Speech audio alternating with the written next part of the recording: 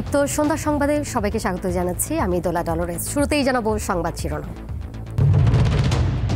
অর্থ উপদেষ্টার 7,90,000 কোটি টাকার বাজেট পেশ, করমুক্ত আয়সীমা বাড়েনি।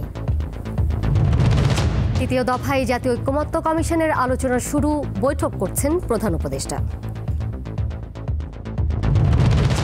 মেজর সিনহা হত্যা মামলায় প্রদীপ লিয়াকতের মৃত্যুদণ্ড হাইকোর্টে বহাল, সন্তুষ্ট বাদীপক্ষ।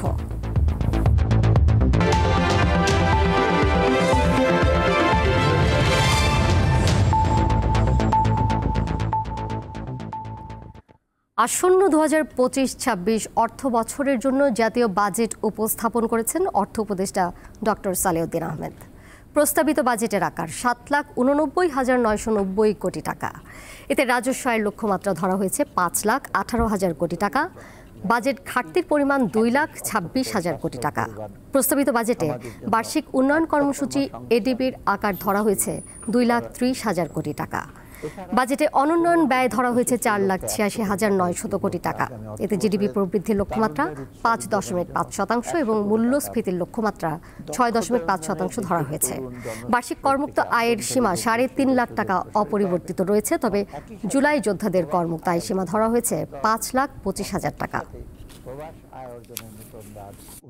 আমাদের এবারের বাজেট কিছুটা ব্যতিক্রম ধর্মী। দেশের ইতিহাসে প্রথমবারের মতো আমরা বিগত বাজেটের যে ছোট আকারের বাজেট আগামী অর্থবছরের জন্য প্রস্তাব করছি। প্রবৃদ্ধি কেন্দ্রিক ধারণা থেকে সরে এসে আমরা চেষ্টা করেছি সামগ্রিক উন্নয়নের ধারণার জোর দিতে। তাই প্রথাগত ভৌত অবকাঠামোর তৈরির খতিয়ান তুলে ধরার পরিবর্তে আমরা এবারের বাজেটে প্রাধান্য দিয়েছি মানুষকে। মৌলিক অধিকারের নিশ্চয়তা, সুন্দরভাবে বেঁচে থাকার জন্য প্রয়োজনীয় ব্যবস্থা, জীবিকার নিরাপত্তা এবং বৈষম্যহীন পরিবেশ, এই অত্যাবশ্যক উপাদানগুলো ছাড়া যে কোনো রাষ্ট্র অকার্যকর হয়ে পড়ে দুর্বল হয় সমাজের ভিত। এবারের বাজেটে তাই শিক্ষা, স্বাস্থ্য, সুশাসন, নাগরিক সুবিধা, কর্মসংস্থান ইত্যাদি বিষয়ের উপর জোর দেওয়া হয়েছে। প্রস্তাবিত বাজেটের নানা দিক নিয়ে কথা বলবো সানিমের নির্বাহী পরিচালক ডক্টর সেলিম রায়হানের সাথে। ভার্চুয়ালি তিনি যুক্ত হয়েছেন আমাদের সাথে। জনাব সেলিম রায়হান, নিশ্চয়ই শুনতে পাচ্ছেন আমাকে? আপনি স্বাগত জানাচ্ছি আপনাকে স্টুডিওতে আমার সাথে যুক্ত হওয়ার জন্য। 2025-26 অর্থ বছরের প্রস্তাবিত বাজেটকে আপনি কিভাবে দেখছেন সেটি শুরুতেই জানতে চাই। চলতি বছরের বাজেটের সাথে এর কোনো গুণগত পার্থক্য রয়েছে কিনা বা কোনো চমক কি দেখতে পেয়েছেন আসলে? অনেক ধন্যবাদ। আসলে আমরা তো আমাদের প্রত্যাশা পারত্ব অনেক উপরে, এবং সেই জায়গা থেকেই হয়তো আমরা একটু জিনিসটাকে দেখার চেষ্টা করব যে জুলাই আগস্ট আন্দোলনের যে অনেকগুলো দিক আছে, তার মধ্যে দুটো দিক যদি আমি খুব গুরুত্ব দিই, একটা হচ্ছে বৈষম্য বিরোধী যে চেতনা এবং আরেকটা হচ্ছে কর্মসংস্থানের যে প্রয়োজনীয়তা। সেই দুটো নিরিখে যদি চিন্তা করি যে এবার বাজেটে সত্যিকার অর্থে আমি অর্থ উপদেষ্টাকে সাধুবাদ জানাই। ওনার যে আন্তরিকতা, সে ব্যাপারে আমি কোনো প্রশ্ন করবো না। আন্তরিকতা ছিল এবং সেই জায়গাটা বিভিন্ন জায়গায় উনি বলেছেন যে এই কনটেক্সটটাকে উনি অন্তত বলার চেষ্টা করেছেন শক্তভাবে। কিন্তু সমস্যাটা হলো যে এই বাজেটটা কিন্তু দেওয়া হয়েছে সেই পুরনো বাজেটের কাঠামোর মধ্যেই একটা নতুন কিছু করার চেষ্টা করা হয়েছে। তাতে যেটা হয়েছে যে পুরাতন বাজেট কাঠামোর যে পুঞ্জীভূত যে সমস্যাগুলো, সেই সমস্যাগুলো কিন্তু এই বাজেটকে তাড়িয়ে বেড়াবে। সুতরাং আমার কাছে যেটা মনে হচ্ছে যে যে গুরুত্বপূর্ণ বিষয়গুলো, সেই বিষয়গুলোর অত অ্যাকনোলেজমেন্ট গুলো আছে, কিন্তু সেই বিষয়গুলো থেকে আমাদের উত্তরণগুলো কিভাবে হবে, কিভাবে আমরা ওগুলো অ্যাচিভ করবো, সেই কথা কিন্তু খুব একটা পরিষ্কার না। যেমন আমি যদি উদাহরণ হিসেবে আমি কর্মসংস্থানের কথাটা যদি বলি, তাহলে দেখুন কর্মসংস্থানের সাথে খুব গুরুত্বপূর্ণ যে বিষয়টা খুব মানে অঙ্গাঙ্গিভাবে জড়িত, সেটা হচ্ছে ব্যক্তি খাতে বিনিয়োগ। আমরা দেখছি বাজেটে ব্যক্তি খাতে বিনিয়োগের ব্যাপারে কয়েকটা বিষয় আছে, যেমন শুল্ক ছাড়ের বিষয় অথবা করের হারে দিক করার ব্যাপার আছে, এমনকি বিনিয়োগের জায়গার ক্ষেত্রে ওয়ান স্টপ সার্ভিসের কথাগুলো বলা আছে। কিন্তু আমরা দেখি যে অতীতেও এই ধরনের ঘটনাগুলো যখন হয় এবং যখন এই ধরনের বিভিন্ন সুযোগ সুবিধার বিষয়গুলো থাকে, আলটিমেটলি বিনিয়োগ পরিস্থিতি কিন্তু নির্ভর করে পুরো একটা, যেটাকে আমরা বলি ইনভেস্টমেন্ট ইকোসিস্টেম। এবং সেই দিক থেকে এই মুহূর্তে কিন্তু বাংলাদেশের বিনিয়োগ পরিস্থিতি নানান ধরনের অনিশ্চয়তার কারণে আমার বলা হচ্ছে, খুব রিসেন্ট যে হিসেবগুলো বলছে প্রায় গত এক দশকের সর্বনিম্ন পর্যায়ে আছে ব্যক্তিগত বিনিয়োগ। এই পরিস্থিতিতে ব্যক্তিগত বিনিয়োগের উত্তরণটা কিভাবে হবে? এটা শুধুমাত্র কিছু কতগুলো কর ছাড় অথবা শুল্ক কমানো অথবা বিনিয়োগের যে ওয়ান স্টপ সার্ভিস যেটা আমরা অনেক বছর ধরে বলছি, খুব কাঙ্ক্ষিতভাবে খুব বড় ধরনের পরিবর্তন দেখিনি। সুতরাং সেই জায়গাটা কিন্তু আমার কাছে অনেক খুব গুরুত্বপূর্ণ ছিল, যে ওই ধরনের একটা পরিষ্কার একটা রোড ম্যাপ সামনে তুলে ধরা এবং অনিশ্চয়তাগুলো কিভাবে কাটানো যেতে পারে। আরেকটা দিক হচ্ছে, আমি যখন বৈষম্যের কথা বলছি তখন উপদেষ্টা উনি বলেছেন যে স্বাস্থ্য শিক্ষার কথা।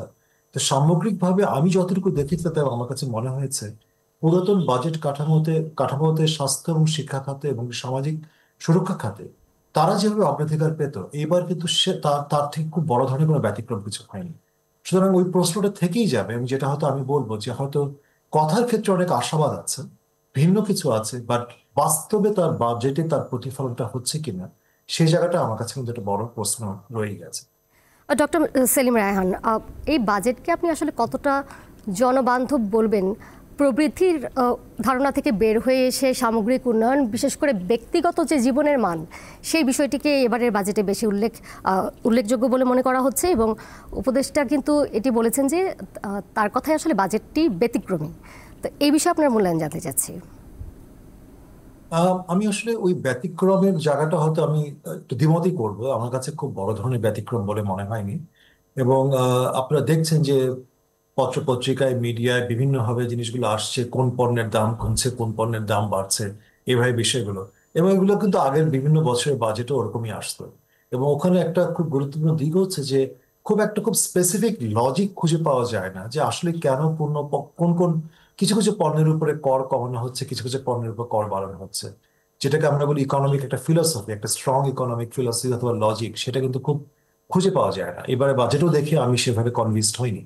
সুতরাং সামগ্রিকভাবে আমার কাছে এটা মনে হয়েছে যে মানুষের যেটা স্বস্তি দেওয়ার যে জায়গাটা সাধারণভাবে, তাকে তো আমি দুটো জিনিস বলবো খুব গুরুত্বপূর্ণ এই মুহূর্তে।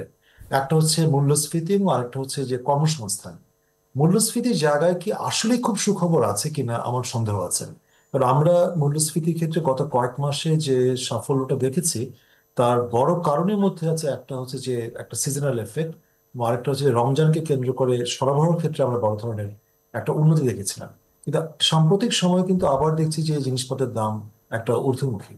তো সামগ্রিকভাবে মূল্যস্ফীতি নিয়ন্ত্রণের জন্য যেটা আমরা বারবার বলছি যে মুদ্রানীতি, রাজস্ব নীতি, বাজার ব্যবস্থাপনার একটা সমন্বিত উদ্যোগ দরকার, সেই জায়গাটা কিন্তু আমরা খুব বেশি দেখিনি। এবারে বাজেটও তার সুস্পষ্ট কিন্তু আমরা সেরকম কিছু দেখছি না।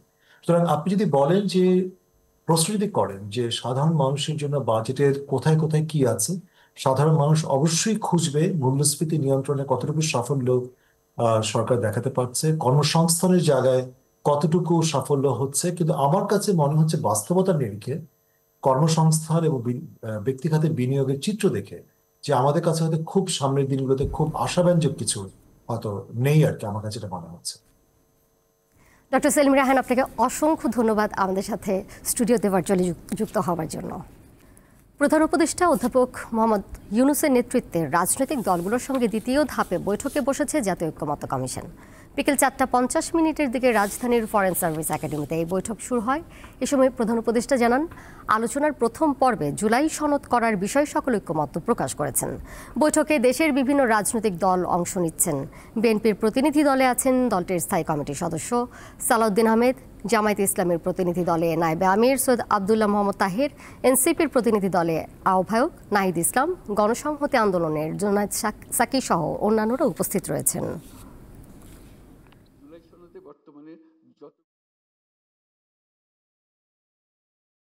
প্রথম পর্বে আমরা কি করলাম, এটা যত কিছু ইস্যুজ আছে, যত কিছু রিকমেন্ডেশন সুপারিশ আছে, তার মধ্যে কিভাবে আমরা একমত হলাম, কারা কোনটাতে একমত হলো, সব মিলিয়ে শেষ পর্যন্ত আমরা জুলাই সনদ করব। এইটাই হলো আমাদের লক্ষ্য, যেখানে আমরা সবার ঐক্যমত্যগুলো তুলে ধরবো। দ্বিতীয় পর্ব হলো অনেকগুলো বিষয় আছে, কাছাকাছি এসে গেছি, আরেকটু হলে আমাদের তালিকাতে আরেকটা সুপারিশ যুক্ত হয় ওই ঐক্যমত্যের সুপারিশে। তো এই সুযোগ যেন আমরা হারিয়ে না ফেলি, এই আলাপটা নিয়ে যেটুকু তফাৎ ছিল, দূরত্ব ছিল, সেই দূরত্বকে গুছিয়ে এনে যাতে আমাদের জুলাই সনদে বর্তমানে যতগুলো ঐক্যমতের বিষয় আছে তার মধ্যে যে আরো কিছু যোগ করতে পারে। সেনাবাহিনীর অবসরপ্রাপ্ত মেজর সিনহা মোহাম্মদ রাশেদ খান হত্যা মামলায় সাবেক ওসি প্রদীপ কুমার দাস ও পরিদর্শক লিয়াকত আলীর মৃত্যুদণ্ড বহাল রেখেছে হাইকোর্ট। এই মামলার বাকি 6 আসামির যাবজ্জীবন সাজাও বহাল রাখা হয়েছে। একই সঙ্গে প্রত্যেক আসামির 50,000 টাকার জরিমানার আদেশ বহাল রয়েছে। বিচারপতি মুস্তাফিজুর রহমান ও বিচারপতি মোহাম্মদ সগির হোসেনের বেঞ্চ সকালে রায় ঘোষণা করেন। 2020 সালের 31 জুলাই রাতে টেকনাফ মেরিন ড্রাইভ সড়কের শামলাপুর চেকপোস্টে পুলিশের গুলিতে নিহত হন মেজর সিনহা মোহাম্মদ রাশিদ খান। আলোচিত এই মামলায় 2022 সালের 31 জানুয়ারি কক্সবাজারের জেলা ও দায়রা জজ আদালত রায় দেন। রায়ে টেকনাফ থানার বরখাস্তকৃত ওসি প্রদীপ কুমার দাস ও বাহারছড়া পুলিশ তদন্ত কেন্দ্রের পরিদর্শক লিয়াকত আলীকে মৃত্যুদণ্ড এবং অপর 6 আসামিকে যাবজ্জীবন কারাদণ্ড দেওয়া হয়। প্রধান উপদেষ্টার সাথে জাতীয় ঐক্যমত্য কমিশনের বৈঠক শেষে রাজনৈতিক দলগুলো যেখানে অংশ নিয়েছেন সেখানে বিএনপির স্থায়ী কমিটির সদস্য সালাউদ্দিন আহমেদ বক্তব্য রাখছিলেন। আমরা আবারও সেখানে চলে যাচ্ছি। একটা হারমোনিয়াস কোঅপারেশন হবে in between all the organs of the state, এবং সেই একটা পরিস্থিতি সৃষ্টি করার জন্য আমরা দীর্ঘ সংগ্রাম করেছি। আমরা গণতান্ত্রিক আন্দোলন করেছি, ফ্যাসিবাদ বিরোধী রক্তক্ষয়ী এই গণ অভ্যুত্থানের মধ্য দিয়ে আমরা এই সংগ্রামে বিজয়ী হয়েছি। সেই জন্য আমরা আমাদের শহীদের রক্তের আকাঙ্ক্ষা অনুযায়ী, এদেশের জনমানুষের প্রত্যাশা অনুযায়ী আমরা একটি গণতান্ত্রিক সমাজ এবং রাষ্ট্র বিনির্মাণের জন্য আমরা অবশ্যই সেই সমস্ত বিষয়গুলোকে আমরা বিবেচনা করব, যে এই বিষয়গুলো আমরা গ্রহণ করলে, এই জাতি গ্রহণ করলে, বিশেষ করে ঐক্যমতের ভিত্তিতে গ্রহণ করলে একটি শক্তিশালী রাষ্ট্রীয় কাঠামো আমরা গঠন করতে পারবো, এবং তার মধ্য দিয়ে আমরা একটা বিপুল সংখ্যক জনগোষ্ঠী, এই দেশের সমগ্র জনগোষ্ঠী আমরা আমাদের আকাঙ্ক্ষাকে বাস্তবায়ন করতে পারবো। আপনাদের যদি কোনো প্রশ্ন থাকে বলতে পারেন।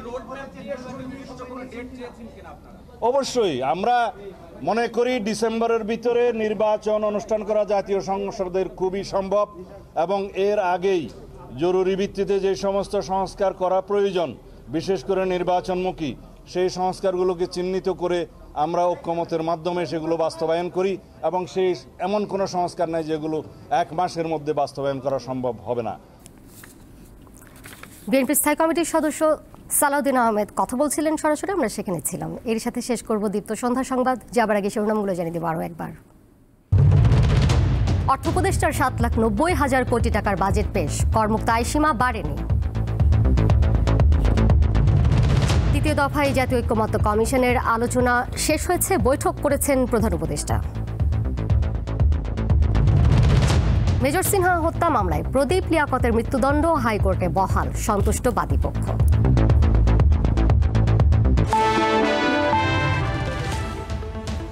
এই ছিল এখনকার মতো। পরের সংবাদ দেখবেন রাত 11টায়। এছাড়া আরও তথ্য এবং বিনোদনের নানা খবরাখবর জানতে যুক্ত থাকুন দীপ্ত ডিজিটাল প্ল্যাটফর্মে। ধন্যবাদ সবাইকে।